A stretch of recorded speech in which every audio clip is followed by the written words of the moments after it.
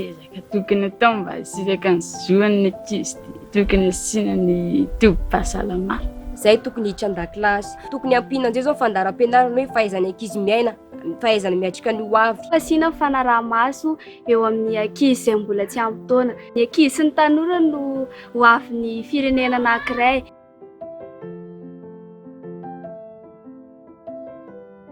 Nofinofiko zao anao dokotera. Anao président de la république. Ho an'ny zaza malagasy dia mba hatratra ny tanjony avy.